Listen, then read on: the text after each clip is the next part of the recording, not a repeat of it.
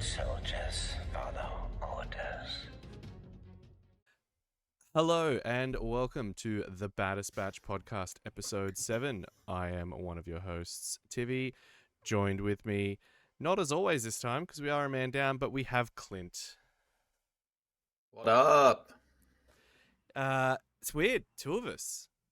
Two of us today. Feels empty. The love of our life is no longer with us. That's not true. Thibaud is taking his honeymoon in Italy with his lovely wife. Belated honeymoon. Yes, belated indeed. Well-deserved break from all the editing and podcasting he does for us.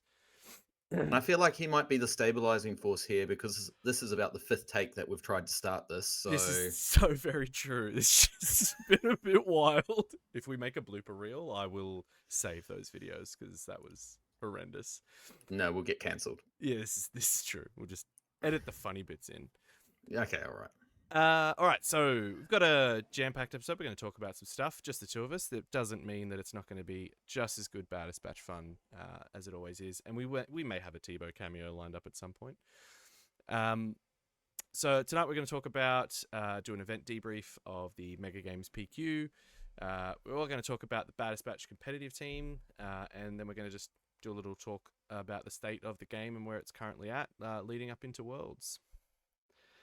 But we will start off with talking about the Mega Games PQ and the winner, the man, the people's champion, as he will call himself frequently. I didn't call myself the people's champion. Someone else did. One other person. I will take that moniker. We'll call you the person's champion, just for that one person. The person champion. Yeah. But yes, winner of the Mega Games PQ and the 3rd Sydney PQ is Mr. Clint Riley, who was piloting Sabine ECL. And coming in second, finalist, as the promos seem to say, is Carl Wookie Brooks on Luke 4 Colossus. First, before we go in, do you like my medals? I worked really hard on finding those medal images.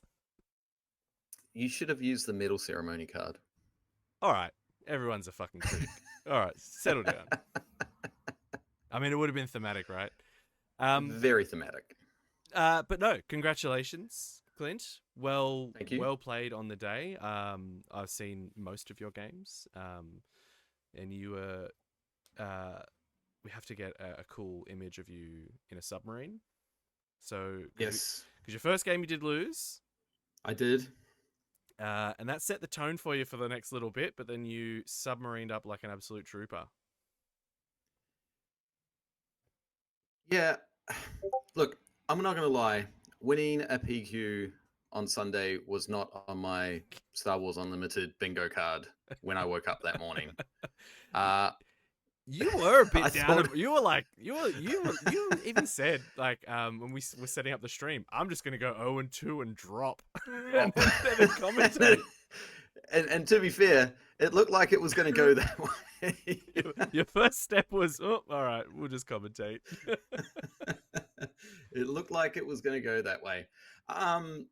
Yeah, look, I went on a bit of a spiritual SWU journey throughout the week. I wasn't feeling very confident in Sabine ECL, especially leading into the event, especially with all the Kira, all the Ray, all the Data Vault decks Yep. that were really pushing their way up to the top of the meta. And I tried a lot of various different decks leading into the tournament. I was playing Han 2 Data Vault. I was playing Han 2 Blue. I was playing Boba 4 Data Vault. Did you play Ray at one point as well? I was playing Ray at one point as well. So I the only one I didn't touch was Full Control. But I did start leaning a little bit towards more of a mid-range deck. And I would win a whole bunch of games, and then I'd lose a whole bunch of games. And in the end, I just went, you know what? We're down a man on Sunday because Thibaud's going to be away. He's not going to be there. I'll just go play with Sabine. I'll see how it goes. Next minute, I'm there for the whole 9 yards. and it worked. It worked. Yeah, and you stuck to your guns, and it worked.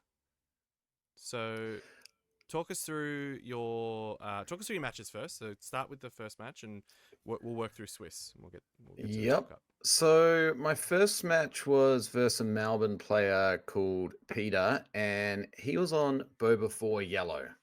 Yep. And he absolutely smoked me. Absolutely smoked me. It was 2-0 from memory, yeah. Yeah, it was. It was 2-0. It wasn't even close. First game one, he got into a TIE bomber into a Darth Vader unit, and I just could not deal with it. So he just kept pumping damage into me, and then there were waylays. There were no good to me deads, and I just couldn't keep a board Yep. or couldn't apply any pressure while he was still just punching away at my base with that TIE bomber Vader. Yeah. And then the second game, I think he just drew into all his removal, and again, I didn't draw anything to interact with space, and he just pumped me. It was not pretty. Yeah. So it definitely wasn't a matchup that I really wanted to see round one. But you know what? You can't win them all. No. And to be fair, it's probably also not a matchup that we see a lot here. Like in our local scene, no one really plays Boba 4 that much. Wow. Well, do they? Well, yeah, we'll absolutely talk about that because that was definitely also not on anybody's bingo card to see that many goddamn Bobas at this PQ. But I mean, when you look at all the weeklies that we go to and that we attend, we don't see a lot of it. No, we don't. So we don't. we saw it at our event because it was set 4 liters only, and there was still triple dark raid and you know, all that stuff in there. But it's not really that consistently utilized in our local meta until now. No, it was very surprising, but it's also we didn't see a lot. A lot of the people that were there, we don't actually see locally as well. Yeah, absolutely. I mean, there were lots of new faces, not just people that are, you know, we had a few travelers, but even just some of the guys that do live out west that we don't see lots. You know, like we've seen them at previous sort of bigger events, but you know, not really consistently, I would say. So yeah, round one didn't really go my way. Again, as you said, it's not a matchup I'm super familiar with, and if it kind of plays a little bit similarly to the Django matchup, you know, maybe a touch slower. Yep. But it still kind of did the same sort of tricks, and Sabine wasn't super duper favored to that in the first place. So, you know, props to Peter. He brought something that, you know, no one was probably really prepared to play into, Yeah. and he went 5-0. 5-0-1. Yeah, 5-0-1. Because he intentionally drew his last round. So he finished top of Swiss. And made it to top 4 as well.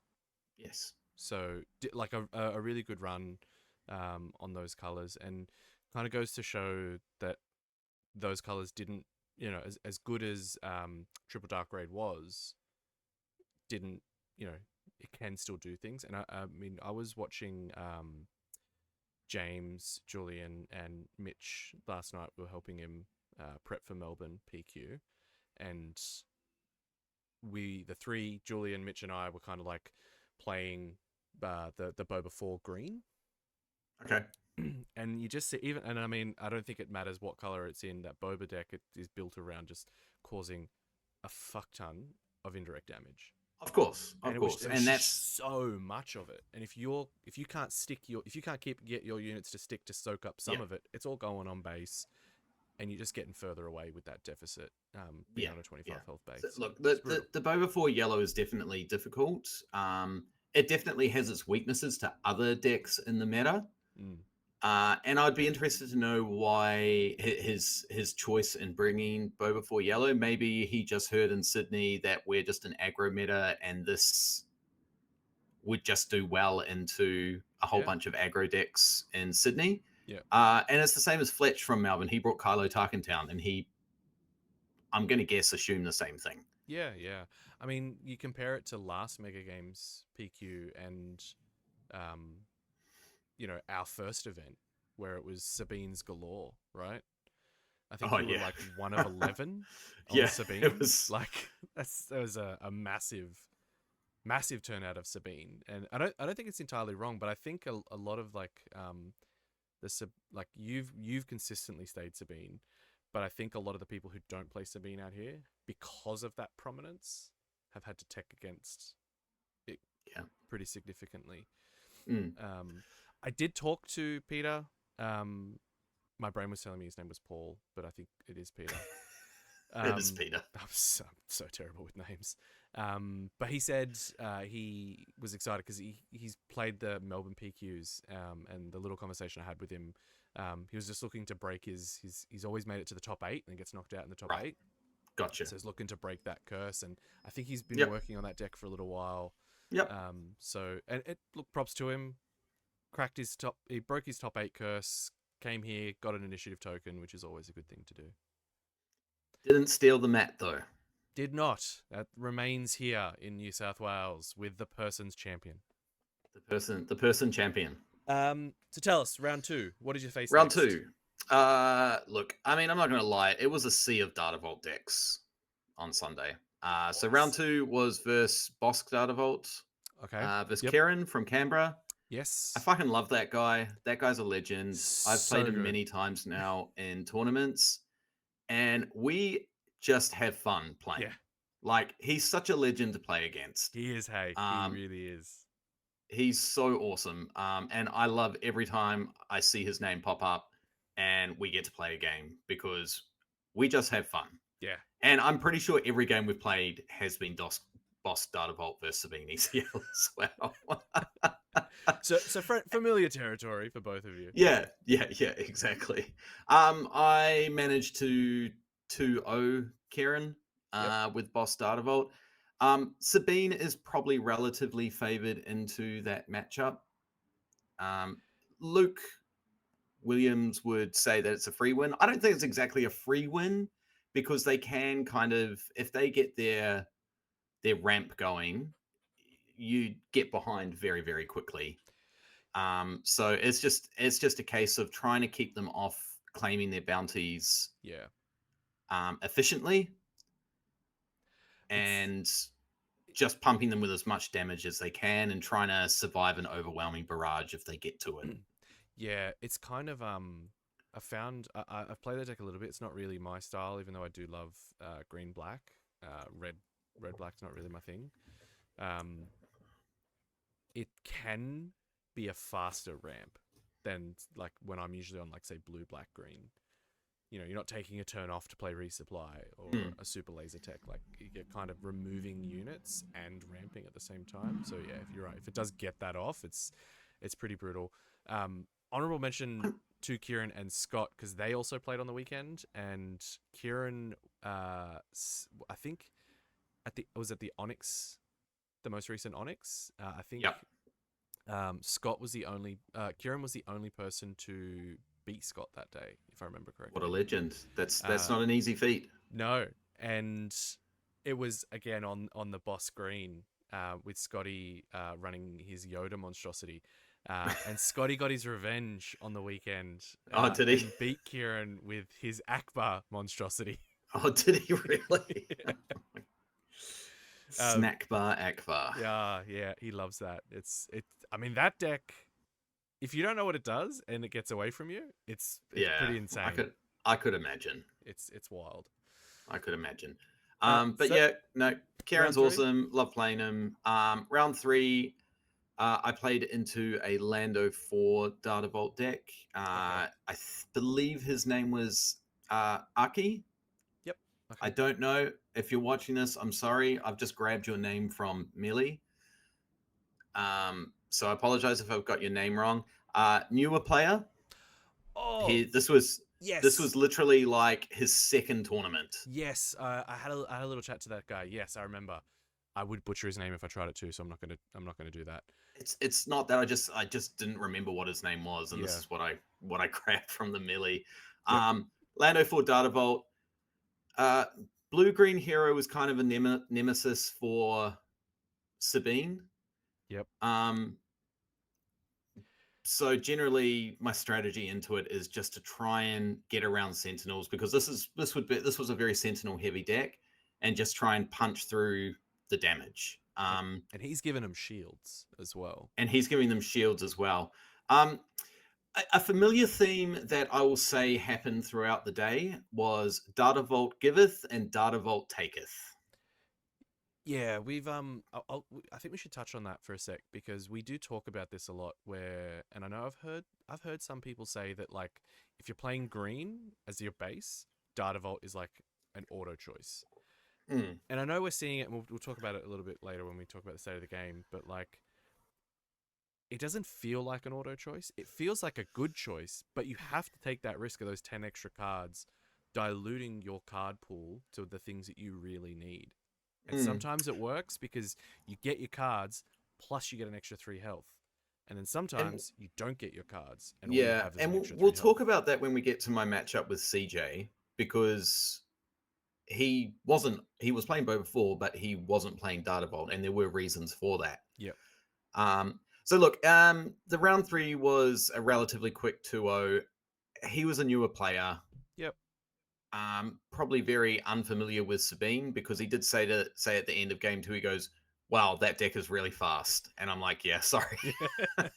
You shouldn't apologize for winning, but also whenever I play Sabine into newer players, I do feel a little bit bad, because it can feel a little bit, I wouldn't say the oppressive is the right word, but you know, It's your over in a opponent flash. can be your opponent can be going, "What the fuck just happened?" Yeah. You're like that when scene. there's just Have you seen the Rounders with Matt Damon and John Malkovich? I feel like I have, It's but the poker wouldn't game. be. Yeah. But I wouldn't have seen it for a long time. And John Malkovich has this bit at the end where he's just like, he's like a young man, and he's all puffing his chest out, and it's like, over so quick, leaving him feeling unsatisfied. And he does it in this like Yeah. really thick fake Russian accent, and I'm like, yeah, that's how Sabine feels sometimes if you've not played into it, because you're just like, Yeah. I sat down to play a game, and I've not played a game. You've just watched Yeah. someone rail you. Yeah. Yeah. And look, I'm familiar with Blue Green Hero as well, and I know what sort of removal I need to play around as well. Yeah. And the good thing about Data Vault decks is you have to kind of make them have it. And you've got probably a few percentage points in your favor where they don't have it. Yeah. It feels like something as well that you've really got to do with Sabine sometimes, because I know we've had conversations, and I've watched some of your games where sometimes if you do start trying to play around things they might have, Yeah. that's when it all tends to fall apart. But if you just keep doing And your thing and yeah. force them to disrupt your thing, then you have a And usually go okay. yeah, and I did comment in our private chat, like our team chat, that one difference that I noticed in my gameplay from Sunday was, I don't want to say I was YOLO every game, but I was taking more aggressive lines Yep. than I and I was able to adjust in games 2 and 3, if it got to 3, about which aggressive lines that I could take, and where I had to probably pull it back a touch. Yeah. And play around a certain piece of removal or something like that, which is interesting when we get to round 4. Yeah.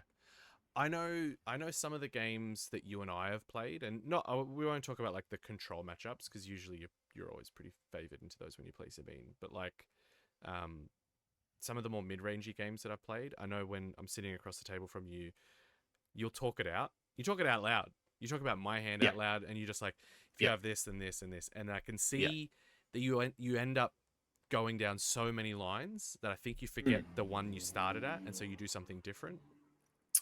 Well, I think this comes to the conversation about, people say that Sabine is such an easy deck to play. It's not an easy deck to play. There are so many lines that you have to consider with it. Yeah. And if you watch my games that were on stream in the finals and the top 8, you'll see that I'm counting out damage 2 rounds prior to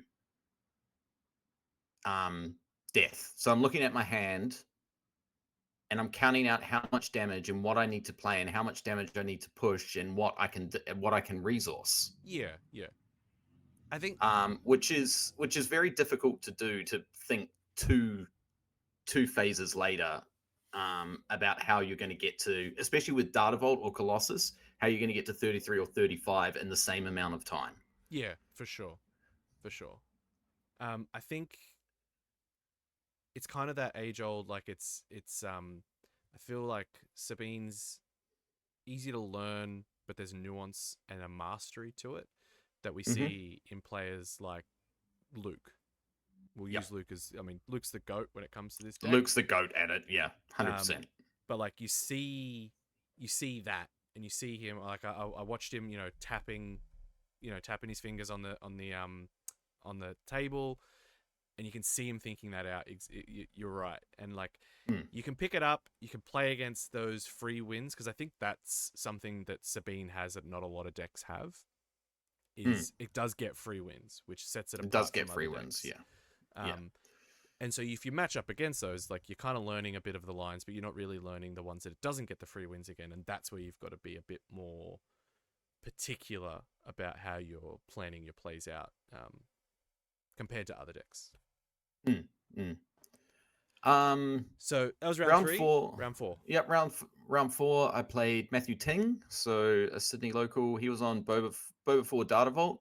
Yep. And this is why I tell you about particular, like adjusting in games 2 and 3 to play around certain things. Yep. I played a turn 1 space unit in our first game, and he played shoot down. I was like, oh. I love that. Like I do. I actually love that. That's like, yeah. I was like, oh, I forgot that was a card. And I honestly, I just couldn't recover after that. Yeah. After in that first game, I just could not recover from that turn 1 shoot down, 3 damage to base. And he just ran away with game 1. Yeah, okay.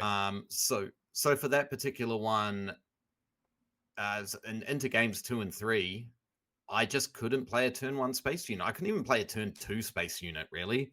I just had to go all ground and race him on the ground. Yep. I sided in my Sundaris for, more health. For sure. And just tanked damage, healed damage. And it was game 3 was a little bit of a case of make him have it, make him have the answer to win, or he doesn't. But a lot of the times with the Boba 4 Data Vaults, they're wanting to either get to they want to get to planetary bombardment and Devastator. Versus Sabine, they're not going to get to Devastator. So planetary bombardment is their top end, and against Boba 4 Data Vault, you have to hard mail for a Poe. Yeah. Poe is your win condition. Because if you can tank a whole bunch of damage while pushing damage and then slam a Poe on 5 resources, going into 6, where they're either going to play something like Overwhelming Barrage, or they're going to play Planetary Bombardment. Usually by that time you've attacked with all your units, you slam the Poe, and you can just kill off all your units, put some damage on the Poe, and then just hit for 8, claim, hit for another 8, and you win the game. Yep. And it's a pretty good answer to Boba Pilot as well, though. It is, if they haven't ramped. Yeah, of course. Yep, for sure. If they've ramped, it's not as difficult, because if you've managed your damage correctly, you can take a hit from Boba, so you can slam the Poe and attack but you've got to set yourself up to make sure that you are killing with Poe on that next turn. Yep. Or else you're probably going to lose the game, or attacking with Poe and having a Rebel Assault or something to follow it up with. Yeah, okay. But Yep. you have to win on that 6 resource turn or you're not going to win. And that was the same with a lot of my games throughout the day, is if I didn't win on first action of 6 resources, I was probably going to lose that game. Yeah, okay. Yep. And I mean, it's kind of expected. Like, it is still an aggro deck at the end of the day. Mm. As much as I think it's different from a lot of the other aggro decks out there, like if you compare it to Kylo, and even to an extent the Kaz Mhm. decks, which are very just glass cannony. Yes. Sabine differs in that I think a lot of the units are beefy. You have a lot of staying power. Like, you're not playing units, not many units with 1 or 2 health. Most of them have at least 3, which Yep. is just that extra bit difficult, to deal with. The blue removal cards, like make an opening. Your unit still stays there. It's just minusing 2 damage for a turn. Whereas that Yep. same card against a Kylo card might get rid of a unit plus heal. Like, Yep. definitely changes. I think that's always been, from my perspective as someone who plays against Sabine a lot, that's always been the difference, and like the thing that makes Sabine a lot harder to play against than Kylo or Kaz or anything like that. Mm. So that was Moving on to round 4. 5. So yeah, round 5 Yep, now. that was 4. Round 5. I played Anakin Blue versus John, and John was in top 4 at the last Mega Games PQ with Anakin Blue as well. He was. So he was a very experienced player with Anakin Blue. Yep. So what I will say is my deck was teched for Sentinels. So Yep. I was running 3 Fighters for Freedom. Yep. And I suppose, and I played a Fighters for Freedom in each one of our games. We went to 3 games. I think he won the first game. I can't remember if he won the first or the second, but I'm pretty sure he won the first game. Yep. But as soon as I threw down a Fighters for Freedom, he removed it. He did not want that on the board. Absolutely. Which was great, because I'm dropping down a Fighters for Freedom, which it's an okay unit. But if he's going to spend his removing Fighters for Freedom and not any of my other units, I'm 100% okay with that. Yeah. As well, just I guess contextually for you, that's also a matchup that you've had a lot of experience into with Thibaud playing for quite some time. So it's, as I think, for people who maybe don't have the experience into that, I think it's otherwise a fairly difficult, would you say a fairly difficult deck to play into for Sabine players? It is a difficult deck to play into. It's not as difficult as playing into Han 2 Blue.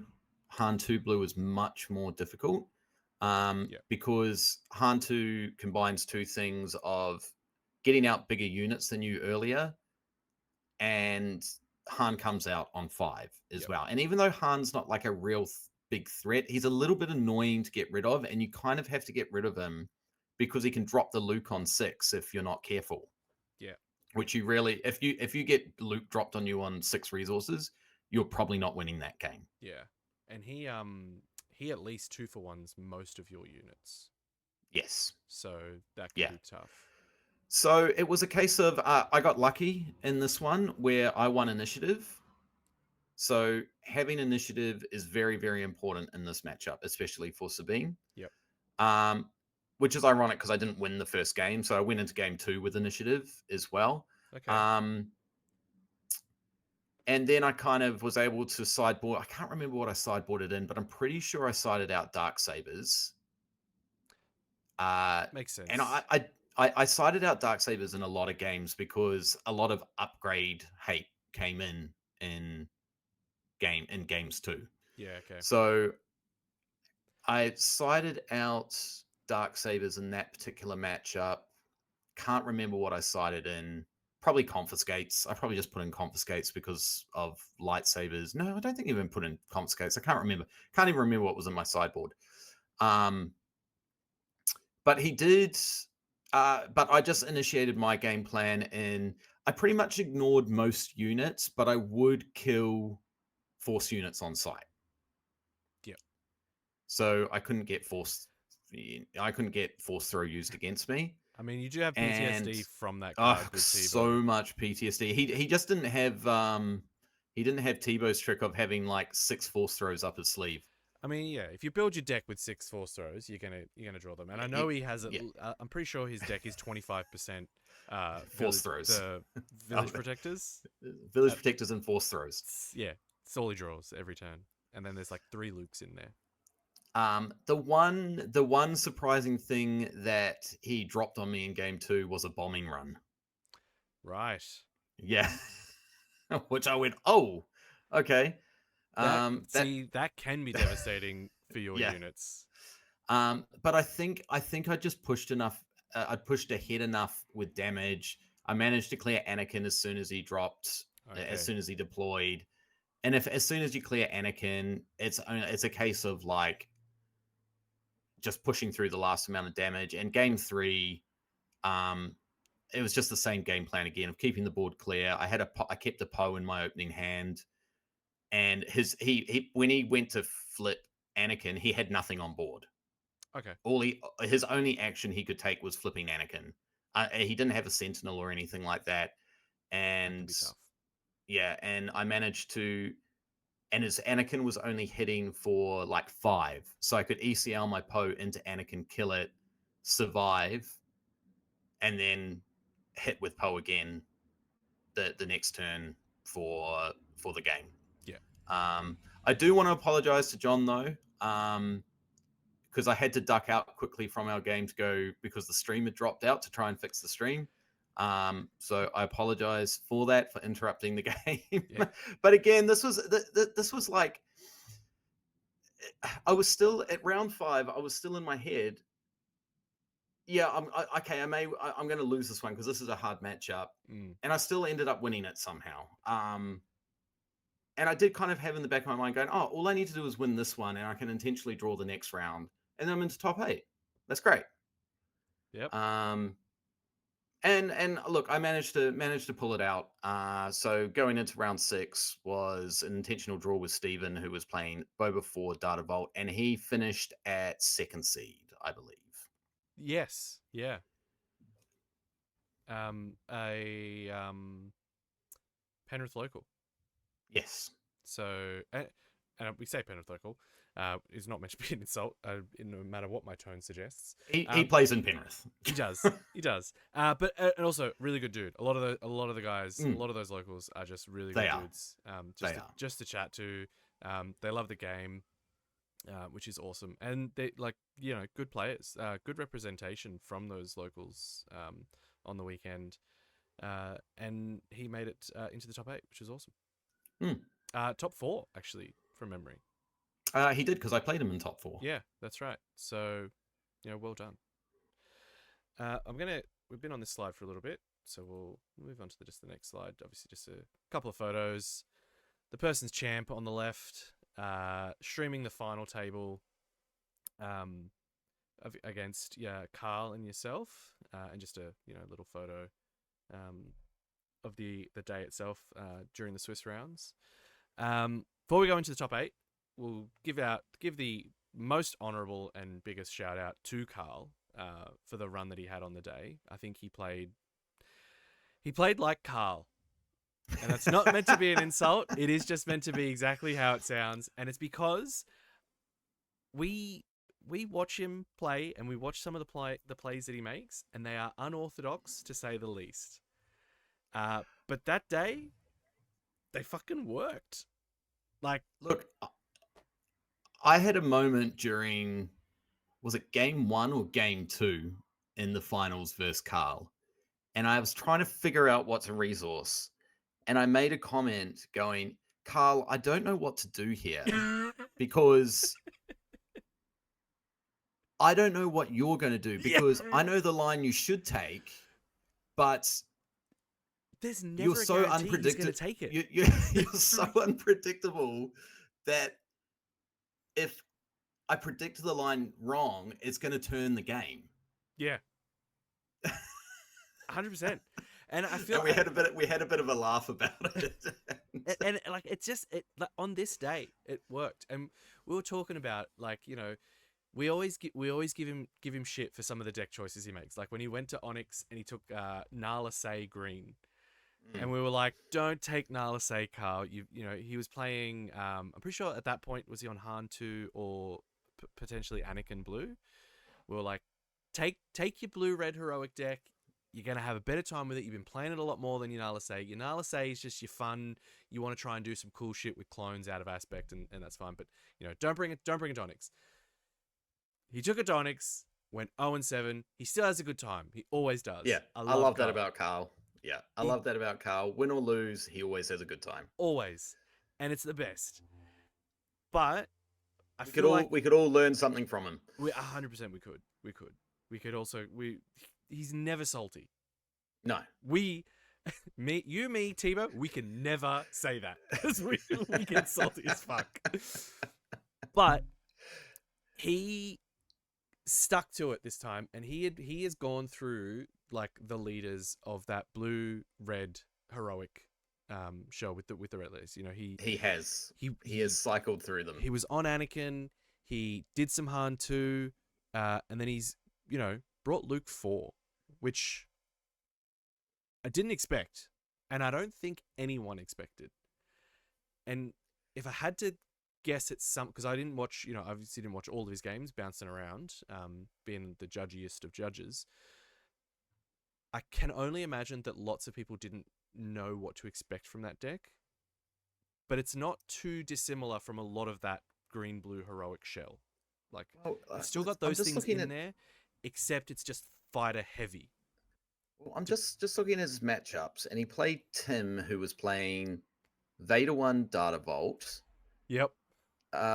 There was Deathly. I can't remember who Deathly is off the top of my head. I'm pretty sure. Is it Canberra local or Sydney local? Deathly. I can't remember off the top of my head, so I can't remember. Let me just. Yeah, I just see if I'm fine. The usernames always throw me because when I'm in those ones, I'm usually like the Mega Games guys added me as a staff, so I could see the actual names. Deathly was playing Han 2 Blue, so he bet Han 2 Blue. Yep. Then he played. Where is it here? Then he played John, who was on the Anakin Blue. Yep. And John won that game, so that was Wookiee's loss in the Swiss. Okay. Then he played Riley, who was on Han 2 Data Vault, and won that 2-0. He won all his games in Swiss, apart from the one John 2-0. Yeah. And I think he and then he played Craig. Last... Yeah. He played Craig Walker, who was on Boba 4 Data Vault, 2-0'd. Then we get to the top 8. He potentially drawed versus Dylan, who was on Anakin Colossus. Then he played Fletch from Melbourne on Kylo Tarkentown, won that 2-1.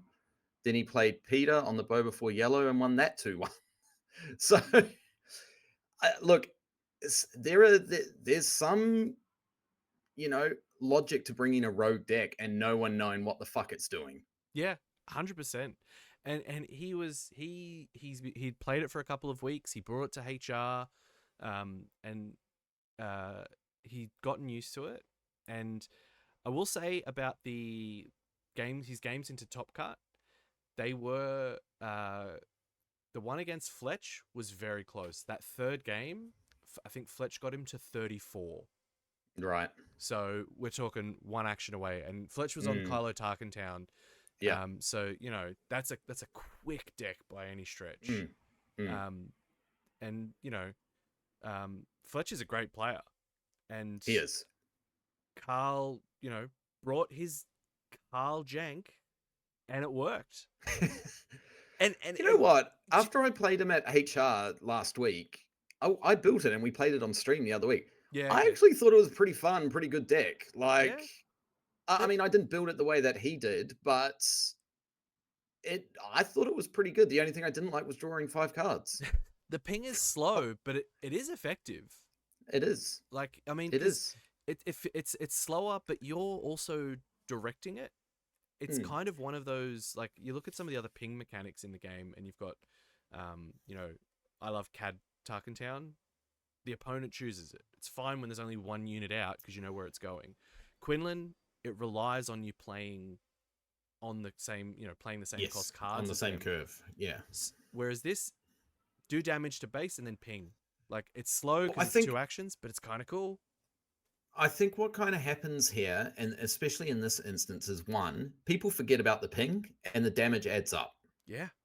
And if he can get that red 5 out and ping you and then red And 5 you for 2, yeah, it's controlling your board. The other thing I would 100% imagine people forgot about was you can't remove Luke as a upgrade. exactly. Your confiscates, your disabling fangs, they're all for naught. Like they do nothing now, and he just stays there. Yeah. You've got to kill him. Bamboozle works, but that's it.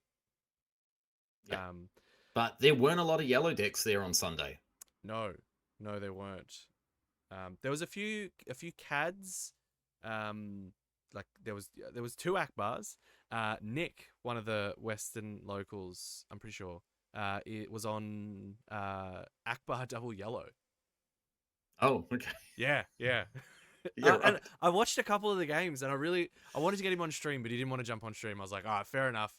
But like I was watching, I was like, it was a pretty interesting deck. Like I think Scott would have enjoyed that. If we could ever get him off That's Data definitely Vault. Scott tier. If I've ever heard a Yeah, deck, 100%. be Scott tier. Um, So yeah, well done to Carl. We'll talk a little bit more about the matchup soon. yeah. You want to move into top 8? Top 8. So your first match was against some friendly fire into another of the Baddest Batch comp team, CJ, who was on Bosk Green. No, he was on Boba 4 green. Boba 4 Green, but not Data Vault, just a regular 30 No, base. just a regular 30 base. Talk us through that one. So CJ and I had actually been playing and testing a lot this week. And he was pretty set on playing Boba 4 Data Vault. And we played a whole bunch of games one night. And I was probably winning like 70% of those games on Sabine. Mm-hmm. And he was just like, there's just no consistency here. I'm not getting to my bombs fast enough. Yep. So he switched it over to 30 and cut like a bit of the chaff out of the Data Vault version. And his win rate went up. Yeah. Okay. What probably went against CJ in this particular matchup was because we had played a lot, I knew the lines into it and what I needed to do to win that matchup. Yep. Again, it was a case of I needed to win by 6 resources, or it's very hard for me to come back. The other difficult thing about that particular matchup is you do have to get a little bit lucky and them not draw into the MC assault frigate, I think it is, that 5/5 raid 1 space unit. Yep. If they overwhelming barrage that or get a Boba on it, then overwhelming barrage, that's just game over. Yeah. And it's a very difficult unit for Sabine to remove. Yeah. Because it's also hard to go into space as well. Against the Boba deck, because most of your units are weenie units. They're not going to survive. Yep. So by the time they get that assault frigate out, most of your space units are gone.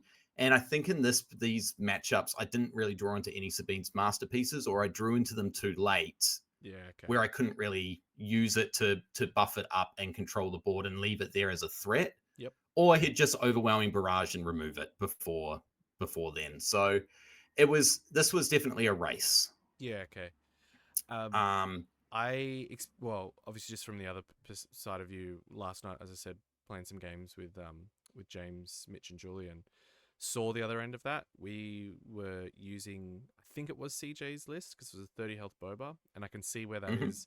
Because I was going to ask you, apart from Sabine's masterpiece, Sabine is relatively weak in space. Yes. And I think noticing that, like, invariably the games that James was losing last night was if you play any 2-cost space unit and then the next turn you play the Vader pilot on it. It's pretty tough to get rid of that. Well, the problem is that a lot of the Boba 4 greens or Data Vaults aren't actually running the Vader unit. Yeah, so I did notice that in some of the lists that I've seen online, which I think is interesting because it's pretty strong, especially as a pilot. Yeah. Look, and this is one of the advantages of being in top 8 and being able to look at deck lists. You know where you can pressure them. Yep, absolutely. I know where I can pressure them. I know what I need to play around. I was able to see like CJ was only running like 2 daring raids or something like that. And I was like, okay, well I can play this, and I know that I've just got to follow this line, but I don't have to. He was only running like 2 disabling fang fighters, and I'm like, okay, well, what are the chances that he has that? So I know where I can push for him to have a certain card, and if he doesn't have it, well, then I just leap ahead. Yep. The results. Whereas of that he one? doesn't have that. That was 2-1. 2-1. Okay. Yeah. And then top 4 was against Steven, who was second seed. He was on Boba 4 Data Vault. Yep. Again, like we were saying against the matchup testing I was doing with CJ, the Data Vault deck is surprisingly a little bit easier to play against because there's a little bit more variance in what they draw. Yep. So you've got a little bit more breathing space to be able to just be a little bit more aggressive and force them to have an answer for you as well. And look, I took game 1, he took game 2 because he got the MC assault frigate or whatever it's called into an overwhelming barrage, into a planetary bombardment. And that was a game I didn't have Poe. Like, Poe's very important in that matchup, and you've just got a hard mulligan for it. The other thing is Darksaber, well, in my opinion, Darksaber is not very good into this matchup. Yeah, okay. Because every time I played a Darksaber versus Boba for green, I lost that game. Because what they'd do is they'd remove the Darksaber with Disabling Fangfighter or whatever, and I lose that. So I lose out on 3 HP there and 4 damage. Whereas I would have been just better off playing a K2SO and going a little bit wider, soaking up 3 or 4 damage, and then I still get 3 damage after that on top of it. Yeah. The better pressure play is playing K2SO in that matchup. Yeah. Because if they do that, I mean, you've just wasted Darksaber's 4 resources. Yep.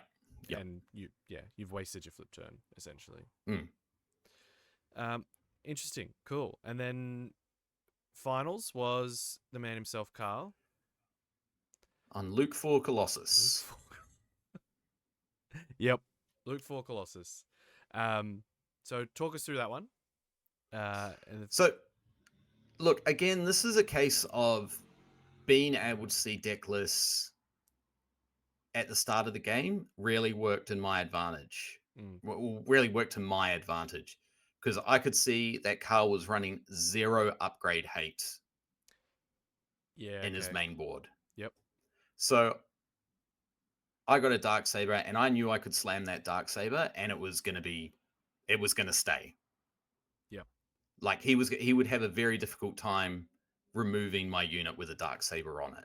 Yeah. And it put the pressure on him. And look, the only way he could stop it was he had 2 perilous position in the deck, and he managed to draw into one for it on that 4 resource turn. Okay. Yep. Which is fine. That's fine, but he used up a lot of his. He didn't advance his board state or anything like that by doing that. And I get the Sabine flip, so I still get damage in as well. If you it sort of seems like with those decks, if slowing you down on Sabine is not enough. Like, slowing down just delays it, and so if you're going to delay it, you need to be delaying into something that's going to be heavy, not just stopping it for one turn. It doesn't ever seem to be enough.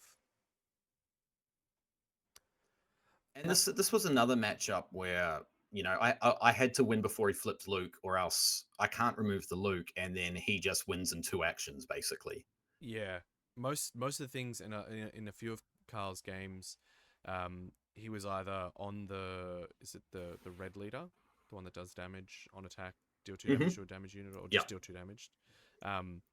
Most of the games I did see, he was on that, and that's Luke is already even worse was the Obi-Wan's Ether Sprite. Obi-Wan's Ether if he can get a Luke on that, it's such a body. Like, he already adds so much power and HP to whatever he's attaching to, compared to like a lot of the other pilots. Like, Vader's the only one that's even comparable. But yeah, he's a difficult thing to remove. And you're right, like, you can't just play a Confiscate or a Disabling Fang to get rid of it. No. He stays, and you have to deal with it. Yeah. So yeah, that was that was how we. I knew I had to race him, and Yep. I knew I wasn't going to win the space race either. So you'll notice in my games, I think I only played one space unit the whole game, the whole 2 games, which was Sabine's masterpiece. Yep. Just to control the board a little bit, because if I didn't, I probably would have lost that game. Well, So I had to tempo him in that round just to 2-for-1 him basically with the Sabine's masterpiece. Sabine's masterpiece is one of those cards where you can't let it get away. Like if you even just on the turn you play it, even if you hard cast it at worst case, if you're letting it swing in, it's swinging in for 4. Next turn, it's swinging in for another 5. Like you can't let that build up. Yeah, look, surprisingly, playing hard casting Sabine's masterpiece is not great. Sabine's masterpiece piece is only good if you ECL it. I may have even ECL'd it, a timely intervention it into Carl in one game, actually. Or maybe that was another game. I do remember you doing that. I think I remember maybe it was against twice, CJ. but I don't think it, I can't remember. Maybe it was versus CJ. Like a timely intervention Sabine's masterpiece is just 100% gas. Yeah. Like on 4 resources. Yeah. Like it's such a tempo swing to do it. Mm-hmm. But I ECL'd that Sabine's masterpiece into his restored arc, so he couldn't heal. He couldn't hit me for 2 and restore 1, and then I was just a claim and a Poe attack away from winning that game. Yep. And then it was game 2. Game 2 was a little bit closer. He hit his curve a little bit better than he did in game 1. Yeah, and there was one moment in there that I think really turned the tide away from him and back to you. I think it's a very different game with he used his Kanan to kill your Sabine. And I think if he puts that Kanan damage on base instead, it becomes a much different game, because I'm pretty sure the game ended with you on. I was on like 22, I think. Yeah. So like if that damage had gone to base instead, I don't think you would have won that game. I think it would have then gone to a game 3. Possibly, yeah. I think it would have just been about action economy. I think on that turn, actually, from memory, and then I remember thinking this was, I think you had the Rebel Assault. I did have the Rebel Assault, so I probably still would have gotten there. Yeah. I think I was still the action enough ahead, so I still would have, because I 2-for-1'd him with the Poe. Yeah, that's right. Because I cleared his red leader, I think it was, which was the blue space unit, which had 2 damage on it with the Poe damage, and then I cleared his Kanan as well, and obviously the different. Yeah, I think he still might have just been short. Yeah, because I still had the actions to be ahead, because I claimed early there as well. You did, yes. You took it. You claimed ahead of him because you went into that last turn with initiative. Yes, because I didn't attack with my Luke unit. I just claimed him because I had a Rebel Assault in my hand, because I discarded my K2SO to do the 2 damage to kill the unit. Yep. And then I claimed, because I did the damage calculation on it, knowing that I didn't need to attack with Luke. And I still had, even if he removed one of my units, I still had enough to you had 3 Poe and I had 3 rebels plus Poe on board. Yeah. So even if he removed one, which I think he did, he probably killed the Luke with one of his pings. Yeah, I don't remember. I still had 2 actions up my sleeve, claiming into the 6 resource round to Poe for 8 and then Rebel Assault for the rest of the damage. Yeah. So that was a very heavy sort of damage calculated race. Yeah, for sure. And I mean, you have to, because he's on Colossus. Yeah. Like 35, we make fun of you, Sabine players, for not being able to count higher than 30, but it is. I had to do it a lot on Sunday. Yeah. A lot of 33s, a couple of 35s, because I think, was John on Colossus as well?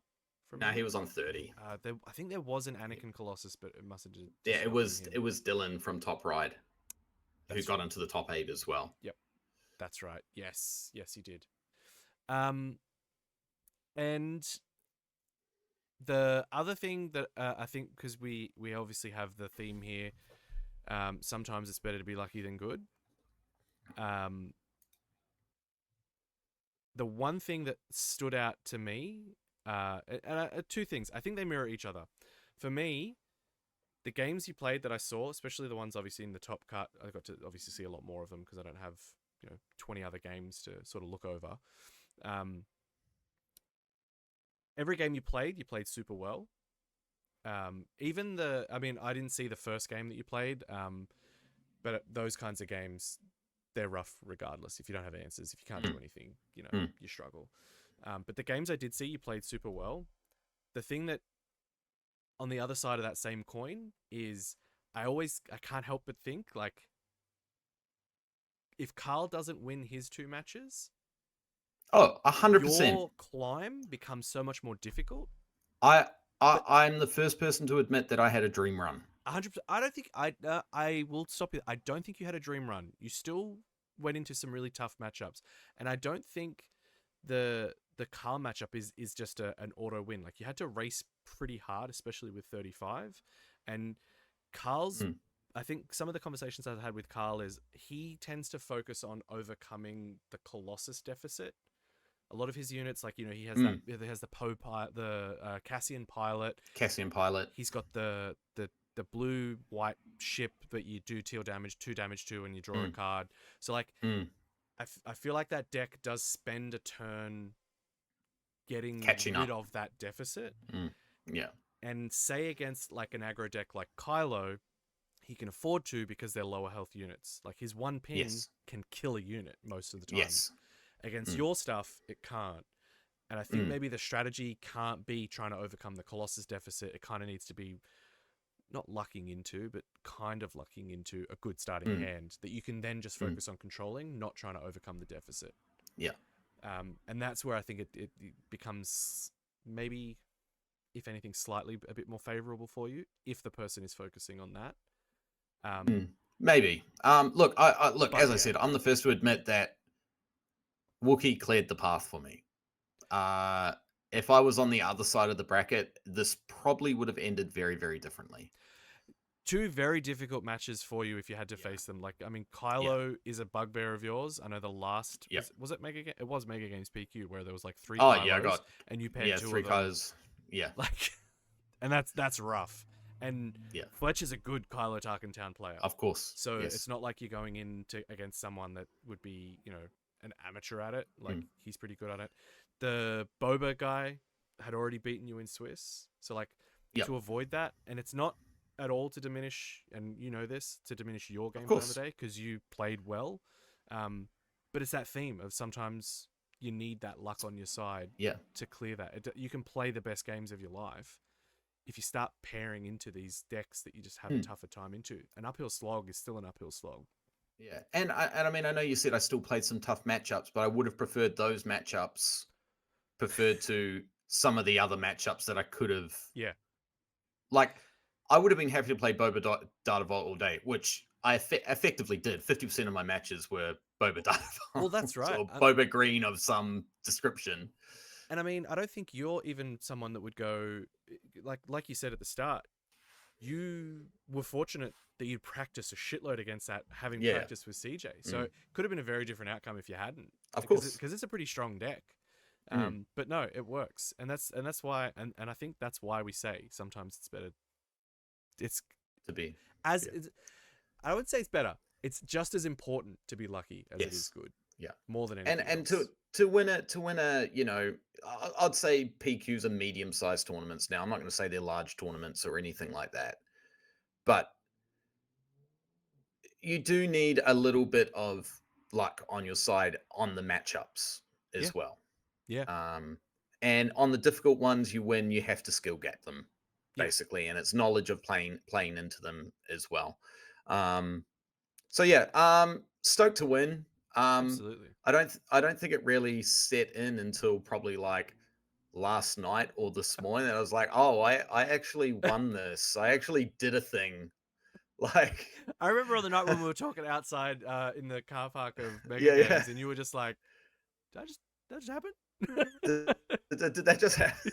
Like, because as I said, I woke up in the morning and went, like, and part of the reason I took Sabine was because TiVo wasn't going to be there, so I could get my games finished quickly and go help with the stream in between. Yep. And so I didn't really care if I like O2 dropped because I had other things that I could have done. And then it just happened that I just took one game at a time, Yep. put any sort of, and I just submarined up and it worked out for me. No, it did. And look, congratulations. I've probably said it too many times, and I'm sure you're not sick of me saying it. But no, you did well. It was a good run. It was a great day. And it always is. I mean, your winning notwithstanding, I think Mega Games puts on. We said this last time we talked about it, but like they put on a good event. Like they're a great team. I love working with them. Like to judge their events is always super smooth. They're heaps supporting. Very inviting to us as a streaming group as well. Like they set up that whole booth section. I remember when I first got there, I was like, oh, we're a lot more efficient at setting up now. We're a lot better. If you compare, the first stream that we did compared to the ones that we're doing now, like the streaming quality is a lot better. We've got better cameras, better lighting. You've done a lot of work with that.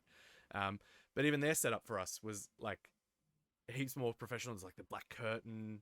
Yeah. Felt cool to walk around. Like it was a nice little private setup where we could just commentate in peace, and it was good. Yeah.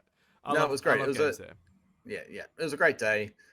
Shout out to everyone that played there. There were like no issues whatsoever with any players from my recollection. Everyone that I played was awesome. They were friendly. Yep. I had fun games with them. And yeah, look forward to the next one. 100%. And from my perspective, judging the event, I can echo that everyone that I had an interaction with, whether it be for something that they caught themselves, everything seemed really everyone seemed really friendly. Everyone was really accommodating. Everyone was quite accepting of any rulings that I had to make, even if it was against them. I do like to think that I'm fair. Sometimes I'm an ass, but I am fair. But everyone, well behaved, well mannered. Can't ask for anything better than that. And that's the only way to run a good event, which is awesome. All right. So, Mega Games PQ, astounding success. The person's champ keeps that mat in New South Wales, which is really what we wanted. Can't have any of these Western Australians taking all of our mats. So keeping one in the state this time around. And is it next stop Vegas? Oh, question mark? Question mark? It's like an 80% question mark at the moment. I mean, why not? You got the buy. I got the buy. I had to start thinking about it. Good. And flights are not expensive, surprisingly. I know. I saw that screenshot. I was like, oof. If I could buy a ticket, but nah, I wouldn't.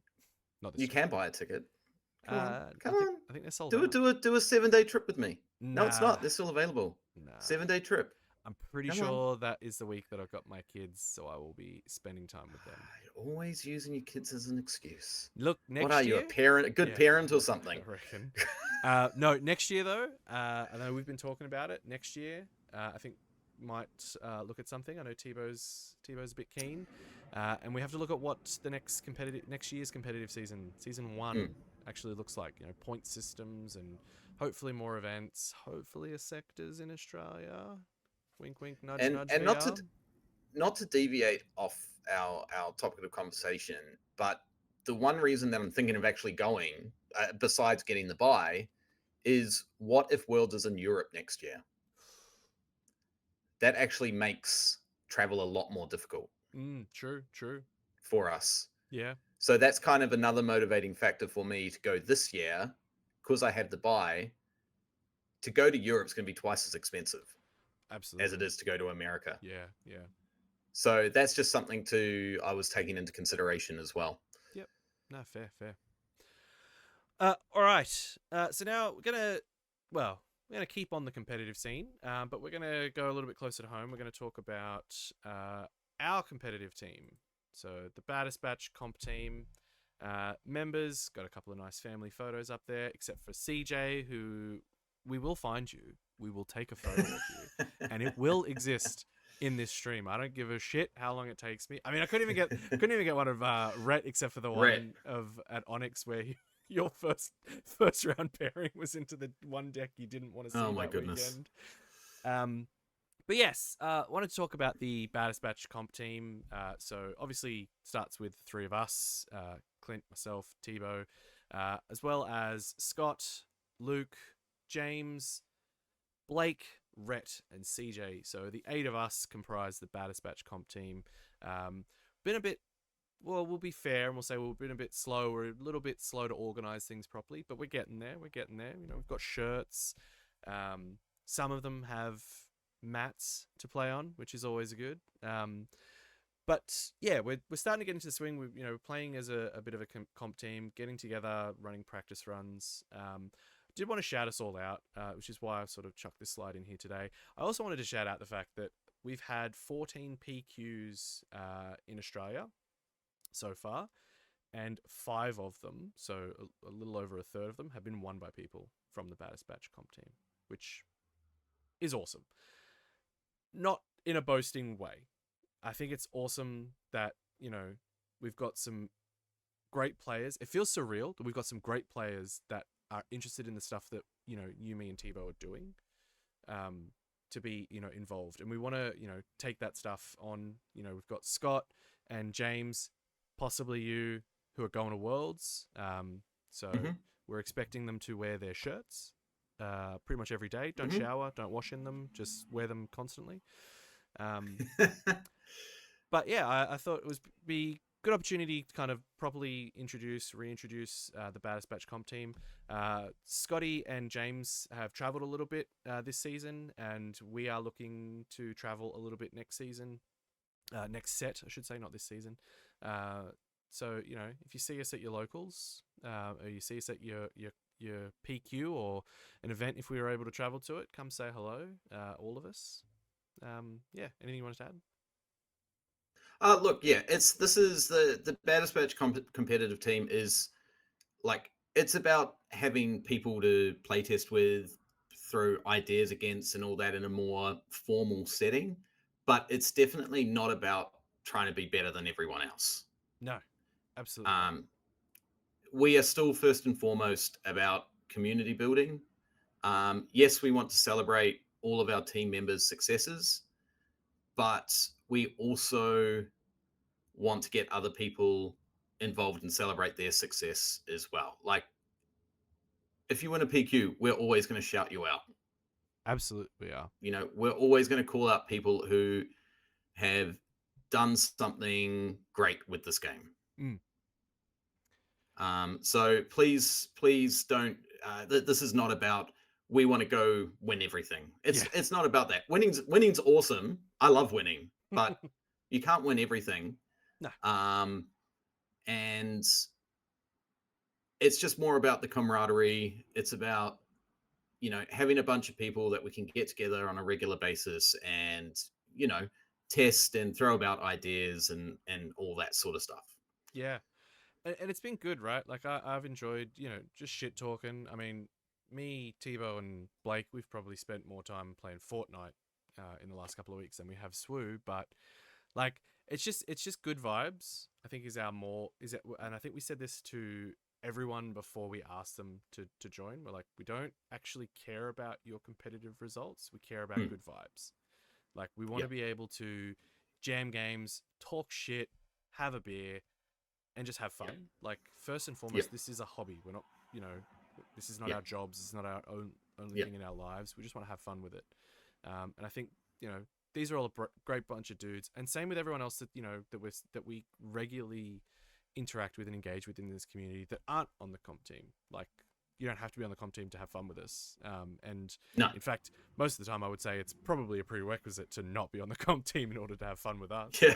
Because we do get a bit sweaty when it comes to fighting off against each other, but all the other stuff is way more important to us, especially community building. I think that is, and will continue to be our primary focus, because The Of one thing course, we yeah. want is this game to grow and to keep going. Yep. I know you've got PTSD from Destiny. I can imagine. I think Blake talks about it sometimes too. We don't want that to happen to this game. Like, this game's awesome. No. All right. And our last topic, just a quick little state of the game. We'll do a quick little review of the meta, and just a couple of final thoughts before we sort of sign off today from this episode. Some interesting results.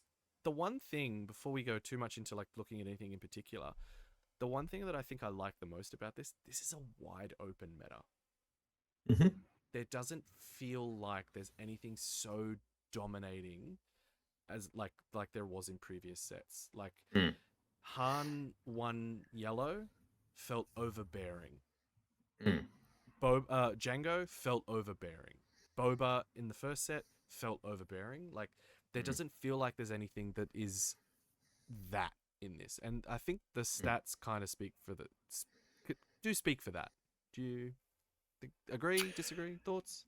Yeah, look, I mean, again, going back to last week and the journey I went on trying to pick a deck for Sunday, and then I ended up circling back around to Sabine anyway, was any one of these decks can win on any given day. Yeah. It wasn't like, okay, I've only got 3 decks to pick from. No, I've got like 8 decks to pick from that could win on any given day, given the right matchups, given the right run. Yeah. And it's why I just ended up back on Sabine. It's what I had the most experience with, the most reps with, and just had to get a little bit lucky, like in the matchups, and not hit a bunch of bad matchups and hit some 50-50s that you could skill gap, and maybe hit 1 or 2 favorable matchups to just help get you through the day. Yeah, for sure. But you could run into 3 of these back to back, and it would just ruin your day as well. Yeah. You just can't predict. You just can't predict the meta. Like, going back to the conversation and all the Boba 4 data vaults at the PQ, like, where did that come from? I did not expect there to be 5 or 6 Boba 4 data vault decks on Sunday. Yeah. That was not one thing that I predicted. And then to not see, and look, if you took this on Sunday and I've forgotten, I apologize, but no Vader 4 yellow. I don't think I saw one. I think there was one. I think there was one. Okay. Let me have a look. Keep talking, I'll have a look. But yeah, like it was surprising. The one thing that I and again, I know, these stats kind of lend a little bit into is the data vault just an auto include. I still don't think it is. Like, I know there's 3 combos there that have the data vault, Han 2, Rey, and Kira. But even the stats kind of show that they're not overwhelming in numbers, and those are different decks. Like, those aren't close to the same thing. Like, you've got Kira as that more control-y deck, the Rey one, which is it's not really control, it's pretty mid-rangey, but obviously I know Scott's one goes wide, plays a lot of it's just a weenie deck that tries to outvalue you. Yeah, and more often than not does, and has a shitload of restore. Yes. So stabilizes pretty well. And the Han 2 data vault, which is just trying to outvalue as well. It's like trying to play ahead of curve by putting things on damage, hitting in harder and faster than you can. There was one Vader yellow. One Vader 4 yellow. Yep. Yep. But I mean, that's but there was only like one Rey. Yeah. I believe there was only like 2 Kiras. Yeah. I don't think there was. And one of them. Was there more? There was Alaric and Tim. I can't remember if there was more though. It might have been. There was 4. Okay. 4 by the looks of it. Yep. Okay. But yeah, but Boba Fett though. 1, 2, 3, 4. I think there was like 5 or 6. And there was a lot of Anakin Blue, Anakin Blue and Han 2 Blue as well. Yeah, a lot of that.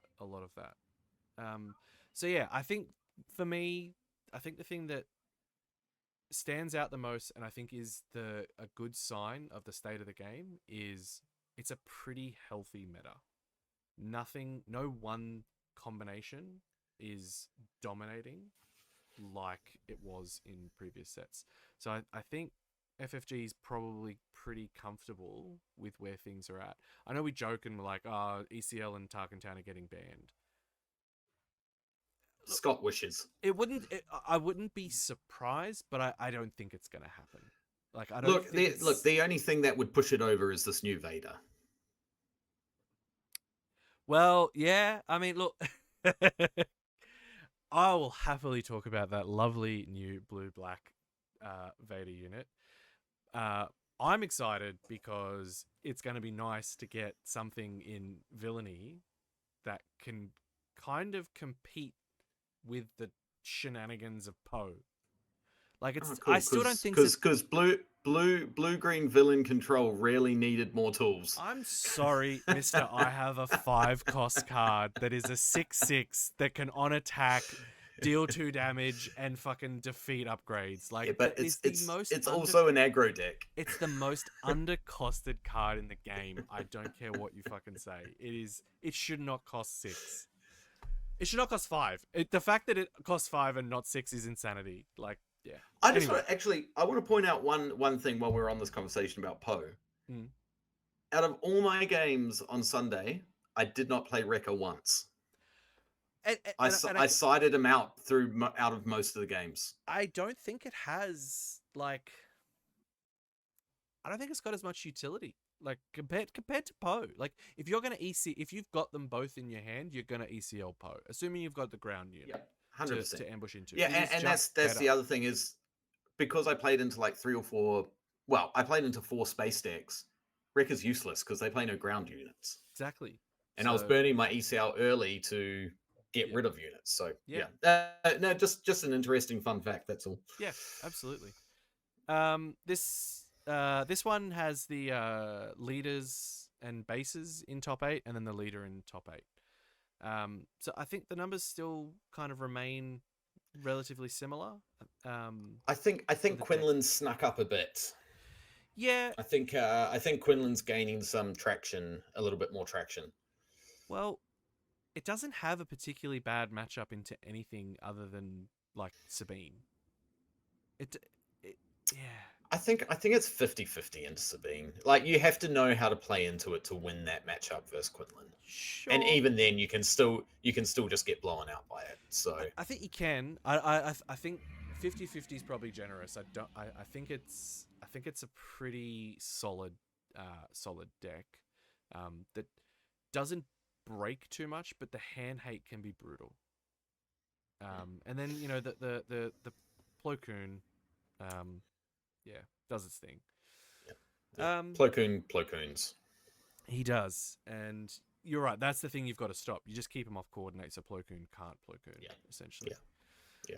If you can ping claim into a 3/5 as well, you almost win the game on the spot as well. Yeah, and it kills because you've got an extra card. You've got an extra card in hand.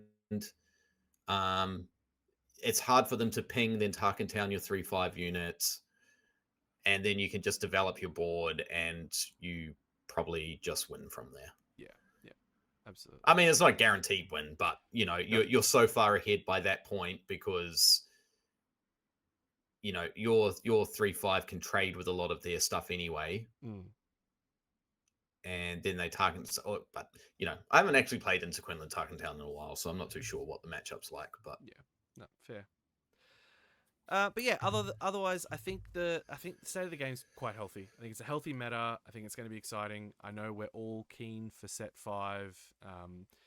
We haven't really gone heavily into the spoilers now, especially with the whole set having been dropped, with that whole instance of people getting access to the cards. So FFG going, given that it's going to be Worlds soon, they want everyone to have a level playing field. They just release them all.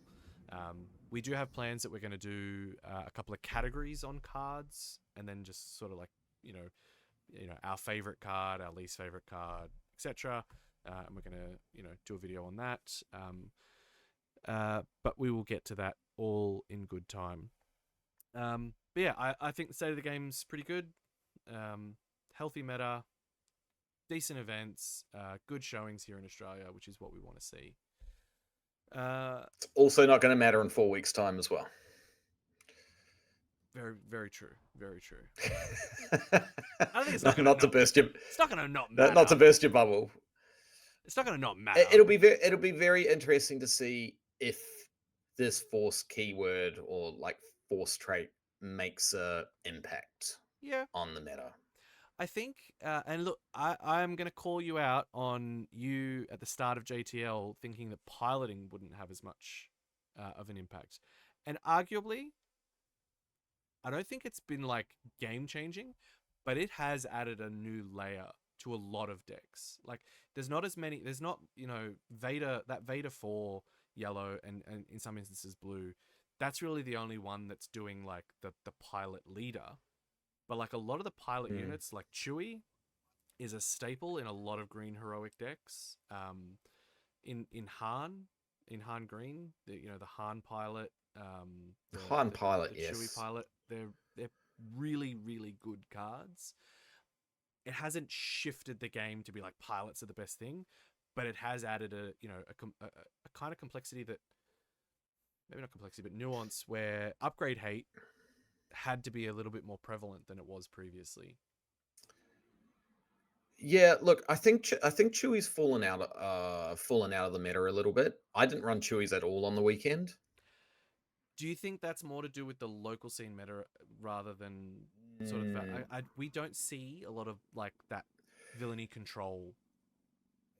Not necessarily, but I think there were just better cards I wanted to play. Yeah, fair. I would rather play Poe on 5. I mean, as a I would unit, rather Yeah. play Luke as a pilot on 3 than I would Chewie. Sure. Because at least if Luke gets defeated, he goes to the ground. Yeah, I mean, It's not like you've wasted 3 resources. but with Chewie, you can't defeat him, and he's a stronger Yes, you body. can. You can't. You can still confiscate him. You can still confiscate him, but you can't defeat the unit. That's what I'm saying. Like I get what you're saying in that if you confiscate the Luke, it just goes to the thing. Yeah. But like the unit just can't be waylaid or takedown. Yeah. Look, I mean, 6 of 1 and half a dozen. I think the Luke just provides better value. Like for me personally, it just provides better value. See, I think my experience with it is playing from the Han 1 green. I will never play a Luke over a Chewie. No, you wouldn't. On my no, you definitely wouldn't. But you've got a different game plan. Absolutely, yeah, for sure. You've got a different game plan. So in that respect, Chewie fell off for me. Yep. Not even in the sideboard. Because, and the other reason I didn't like Chewie was with the traitorous, with no glory, only results, and all that sort of stuff. It's just too much of a liability at the moment. Sure. No, other than that, I think state of the game's good. We're all very much looking forward to Set 5, Legends of the Force. Yep. You're on Revan. I'm on Revan. I'm on Obi-Wan. You're on Obi-Wan. What's Thibaud going to play?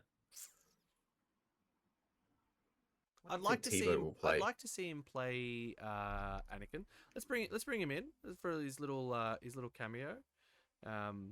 He's now with us. You can't see it, but he's there. I can't see it. He's there in the bottom corner, is he? He's over the top of us. We're still visible. He's off to the side of us. Okay, all right. Just a lovely pose of him over in Italy at the moment that his wife took for us. Who doesn't like jeans? I found out today.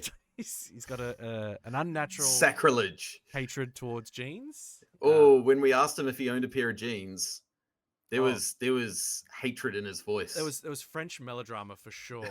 do you not own a pair of jeans, Thibaud? Absolutely not. Absolutely not. Couldn't just say no, I don't. It's absolutely not.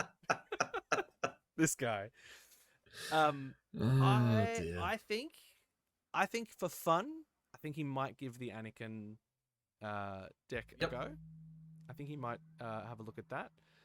Otherwise, I don't know. there's nothing from memory, and I need them in front of me. But those blue leaders, blue white leaders that are sticking out for me. But I think for a bit of fun, Thibaud would have a go at Anakin. Kanan. He'll be all in on Kanan. 100%. 100%. Yes, you're right. I forgot about Kanan. He will absolutely be just balls deep in Kanan. That is a Thibaud tier character if I've ever seen one. Yep. The man loves Rebels. The show. Yeah, absolutely. Yep. That's the call. The showcase should actually be fire for that as well. Yeah. Plus the Ezra. Yeah, he loves the Ezra. He loves the Ezra unit. So I think that's going to be definitely forefront of his mind for next set. All right, last topic, which we'll talk only a very short little bit about. Next Baddest Batch event, ? We will take this opportunity to say that yes, another Baddest Batch event is coming. It is coming on 17th of August? 17th of August, yes. Should you book a whole weekend? That is a Sunday. Maybe. Wink, wink, nudge, nudge. Book a whole weekend. Come up on the Friday. Book a whole weekend. Come to Sydney for the whole weekend. Come to Sydney. It's a good Maybe time. there'll be other things. Maybe there won't be, but there probably will be. We don't know. We would tell you if we knew. Maybe we don't know these things, but we do know that on the 17th of August, 2025, for Set 5, we will be hosting our next Baddest Batch event, and the spiciness of this one is going to be a little bit different from previous events, which have just been the plain constructed. This time around, we are looking at having a Set 5 leaders only event. Make it a little bit different. Make it a little bit fun. You know, we're not going to see the same decks that we see throughout, the majority of the time. Get creative. Bring something fun. It's going to be the usual fun times with us. Will we get some more mats in? Who knows? Pricing we will sort out. We'll do up a Facebook event. We'll post it all out so that you can have a look and know for sure when it all is, and plan accordingly your full weekend trip to Sydney to come visit us and play in our 17th. Can we tease at least one of the prizes that we're potentially getting? I feel bad. I'll feel bad if we don't get it, but we are looking at it. Go. Okay. We're looking at Balin's skull. Balin's skull lightsaber. Yeah. One of those fancy ones. The Black Series lightsaber. The Black Series. So I have Balin's skull lightsaber with the... I have Ahsoka's lightsaber here. With the orange blade. Yes. These Rest are great. in peace. Absolutely. Probably my favorite character in that series, and great. He's great. Damn good actor. Like in all the shit that dude plays in is insane. He's so good. But Balin's skull, yes, we are looking at getting. Ooh. Cool. We are looking at getting the Black Series lightsaber of Balin's, and that would hopefully be a lucky door prize. If not, we will have some fire lucky door prizes because it's kind of what we do now. Last set having the Vader helmet. Who knows? Worst case scenario, there might just be another helmet, but it'd be a dope helmet. Also, yep. I want to take a moment to shout out Tim Valletta from Perth.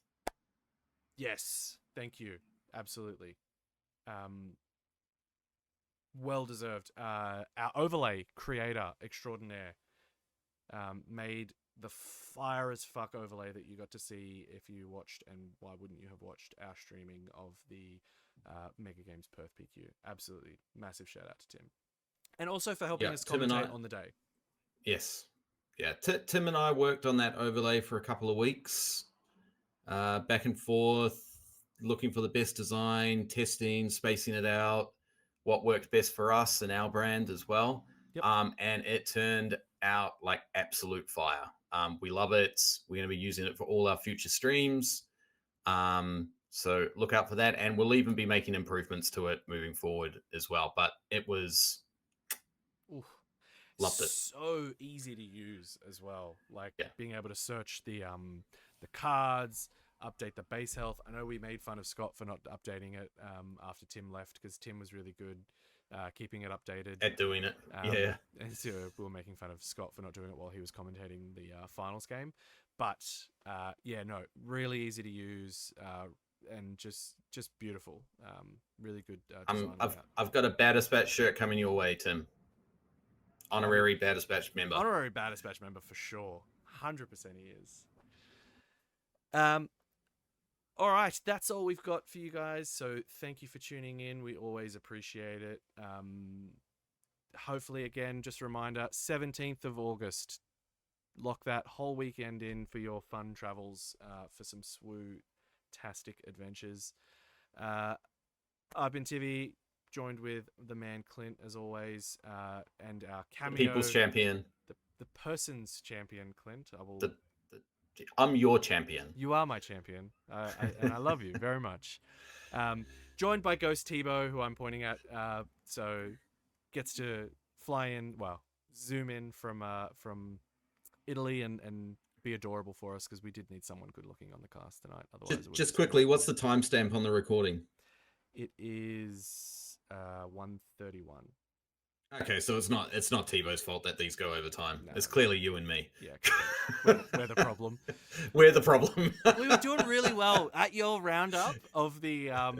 We were at like 42 minutes when we got to the end of the PQ discussion. We've now just talked for another fucking 45 minutes about the game, the comp team, and our event. What? I don't know how an extra 45 minutes happened there, but it did. No idea. But let's Absolutely cut it there. no idea. Thank you for tuning in. We really appreciate it. As always, good soldiers follow orders. Deuces.